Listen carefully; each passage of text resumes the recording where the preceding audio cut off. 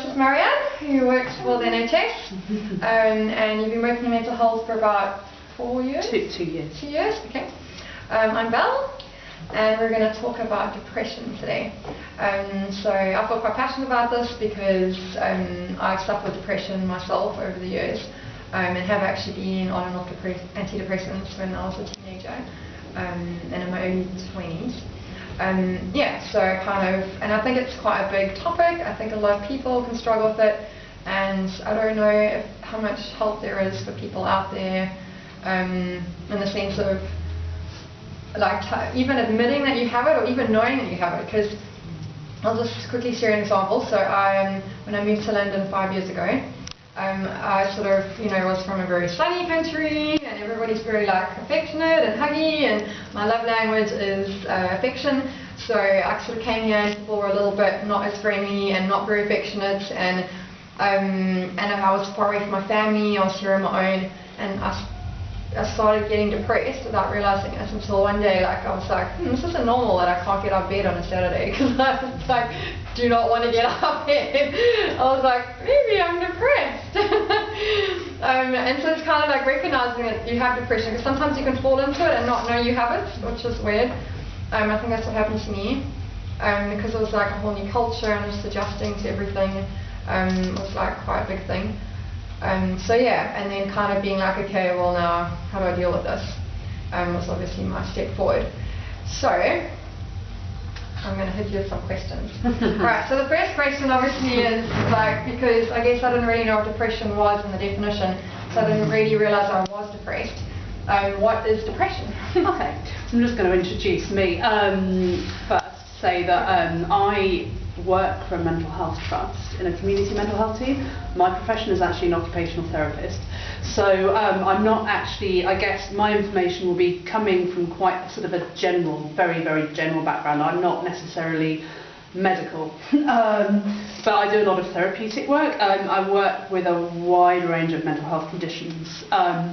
So tonight I'm going to focus specifically on depression, and probably more mild to moderate depression than sort of really, really severe.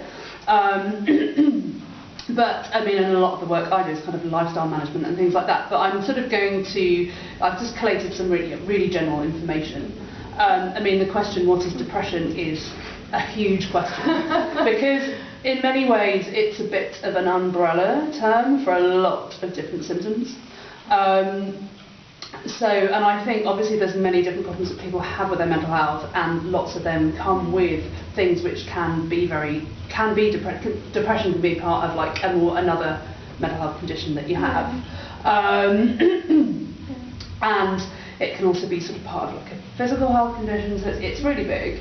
I would say I would characterise it in the following ways. So it's like, I'd say an ongoing, unshifting sense of hopelessness and helplessness. I think that's one of the key things with depression, particularly like the hopelessness and helplessness, and the fact that it doesn't shift.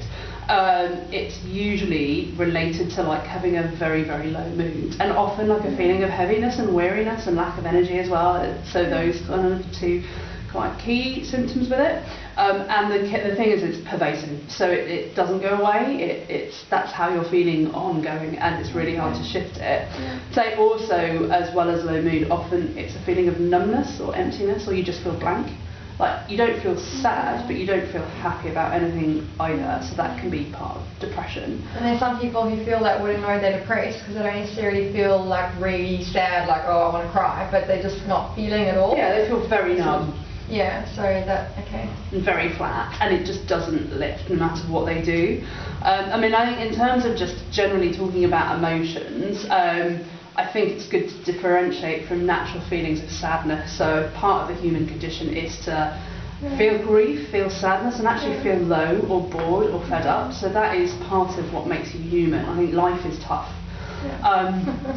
Everyone goes through a hard time at some point in their life, some more so than others.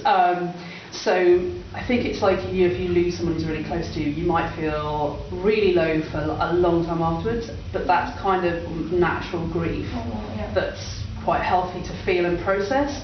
I mean, you might just be stuck somewhere that you're just really fed up, so you just go through a month of feeling really low and you don't really know why. Again, that's often just normal for a lot of people. So I think I always want to sort of differentiate depression from just, not pathologizing normal feelings of sadness or unhappiness.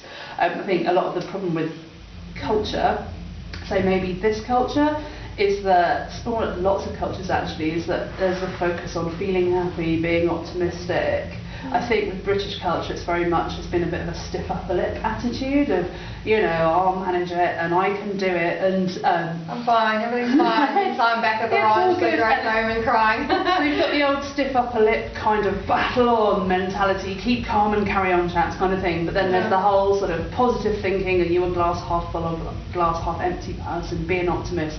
I think sometimes, even like I've been in, I go to church, and some of the churches I've been to, it's like, make sure they always see you with a big smile on your face when you've been doing door duty, like, never let your smile fade, no one wants to see an unhappy face. So I think it's not real. There's a lot of focus on being happy all the time, and I think that was the film Inside Out last year, which I don't know if any of you saw. I love that film.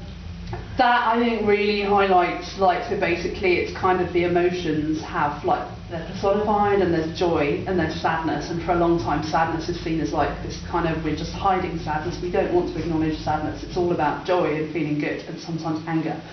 And actually at the end of the film, sadness actually plays quite a key part. So I think that just highlighted how the focus is on feeling joyful. So I know joy without sadness. Yeah, and so basically I think sometimes you have that, but then you also have an awful lot of very negative things being thrown at you all the time as well. So you often feel maybe bombarded with really negative news stories, worrying things, quite sort of, oh my god, this is happening, we all need to be really worried. So I think at the moment there's a bit of a weird kind of balance of be an optimist, be happy, with, oh my god, we're all going to die kind of thing out there in culture. So I think sometimes it's quite hard in that sort of where to channel your emotions with all of that. I would say just one thing about emotions is that they change. So we've just been talking about British weather, and I think I relate emotions to British weather.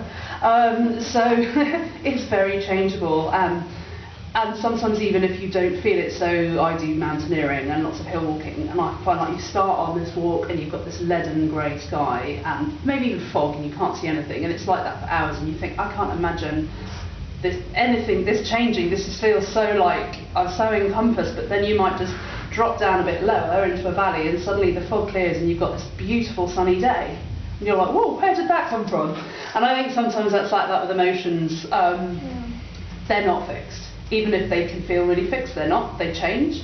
And sometimes just keeping hold of that is quite hard for anyone to, I think, to do. So I think with depression, the key thing is that it is pervasive, it's unshifting, and often it's things like, you're just constantly thinking about really negative things, really sad things, and it's almost like it's overpowering, like you can't keep a handle on it. Yeah. So I think it's if you feel sad a lot of the time, but then you go out with your mates and you have a laugh, and it shifts, but I think it's when it becomes really problematic is when that thought doesn't shift. And it's harder and harder to shift it, and it stops you functioning as you would do normally. I think that is when it starts becoming problematic. So, my notes here.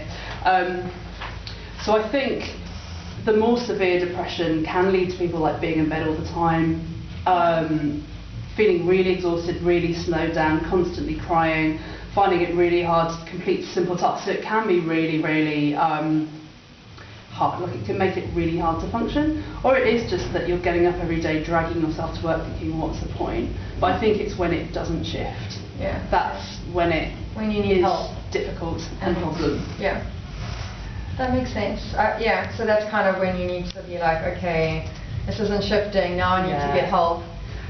So obviously then the next question is, what do you do? So now let's say, for example, thinking of myself, so I moved to London, I didn't really have many friends, I had no family, I was new, the culture was different, I spoke the language but it wasn't the same culture.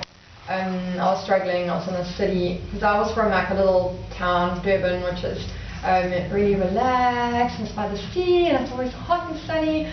Now suddenly I'm in this crazy city, it's go, go, go, and everyone's driven, and like you said, they're always just you can do it, you can't cry, you can't